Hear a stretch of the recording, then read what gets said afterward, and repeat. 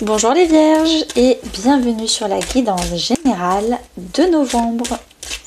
On va aller voir ce qui se passe pour vous en novembre.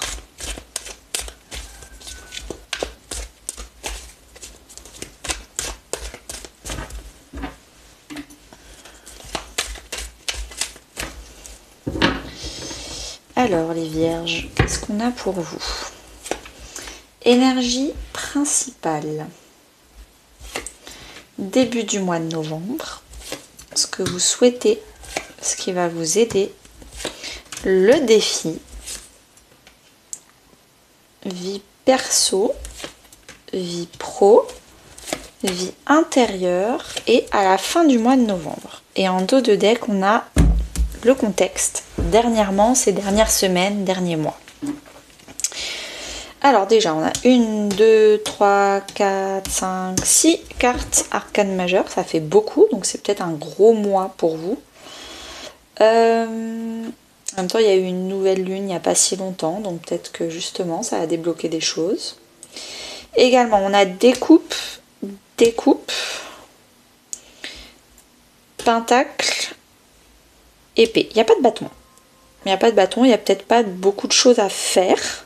Vous n'êtes pas dans l'action, vous êtes peut-être plus dans le dans l'émotionnel, parce que déjà il y a 2 coupes,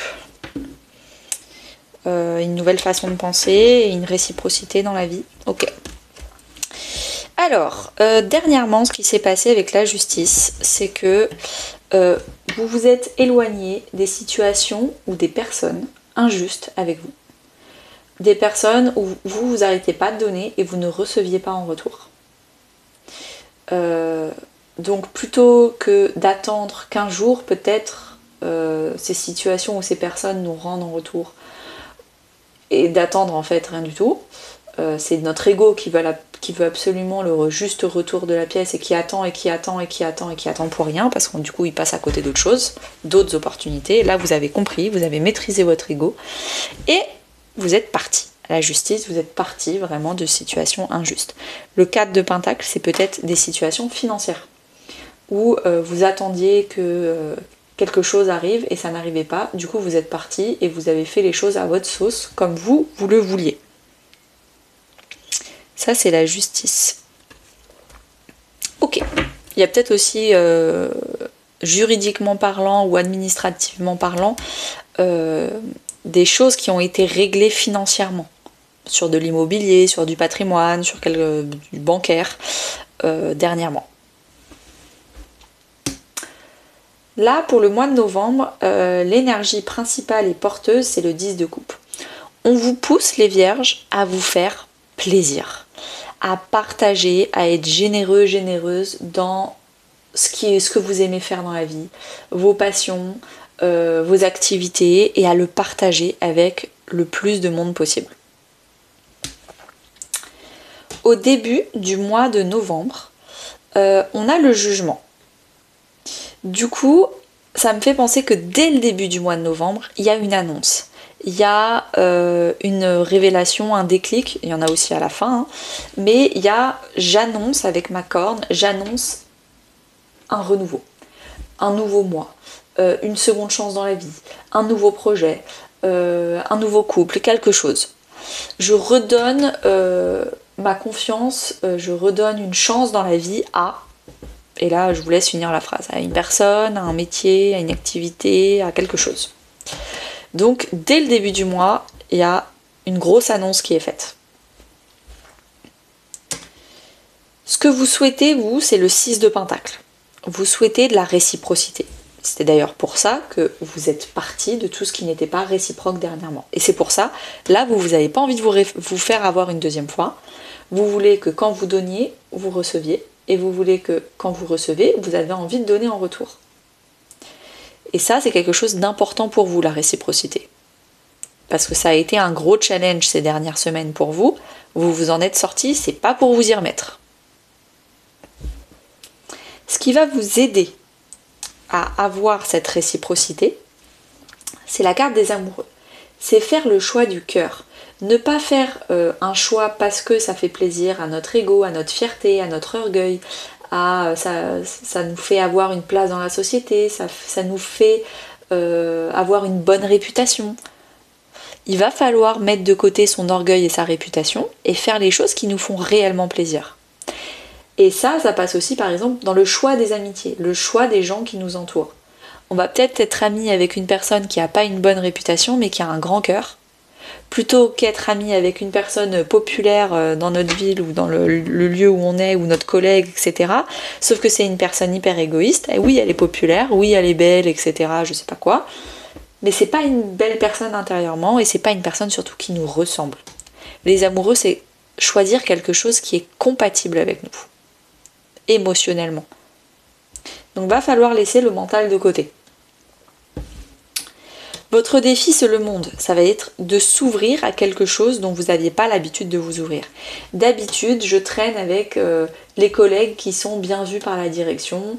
Je fais le choix toujours d'une belle villa magnifique avec piscine. Je veux du luxe, je veux de la reconnaissance, je veux de la visibilité.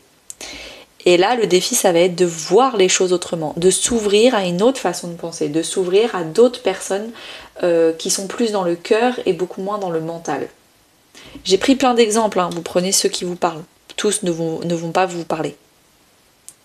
Mais le fait de s'ouvrir au cœur, de s'ouvrir à d'autres façons de penser, de s'ouvrir, de sortir de sa zone de confort pour faire les choses différemment, pour penser différemment, ça va être un défi pour vous, mais ça va aussi être votre victoire. Dans votre vie personnelle, famille, amis, couple, sachant que le couple, je vais vraiment le détailler dans l'extension sentimentale, la vidéo sentimentale en extension. Donc là, c'est vraiment plus du général dans votre vie perso. Vous avez l'impératrice. L'impératrice, c'est vraiment le fait de rayonner, de communiquer. Encore une fois, je pense que si vous annoncez quelque chose en début de mois, c'est peut-être quelque chose de personnel et pas forcément de professionnel. C'est peut-être tout simplement j'annonce que je déménage, j'annonce que je vais me marier, j'annonce quelque chose, que je suis maman, que je vais être maman, que je suis enceinte. Il y a vraiment quelque chose d'annonciateur.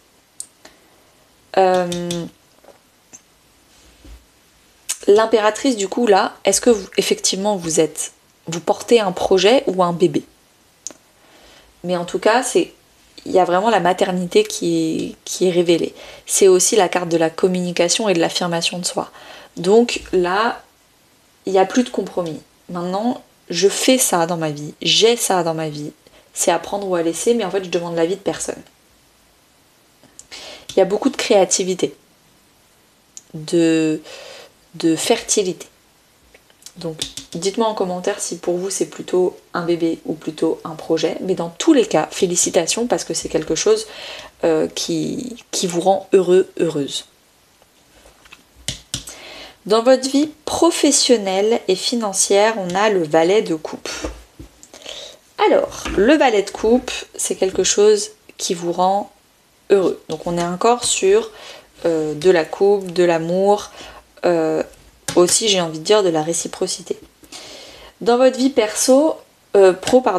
vous êtes authentique émotionnellement. Vous montrez votre vulnérabilité, vous montrez votre amour, vous envoyez de l'amour, vous recevez de l'amour, de l'affection.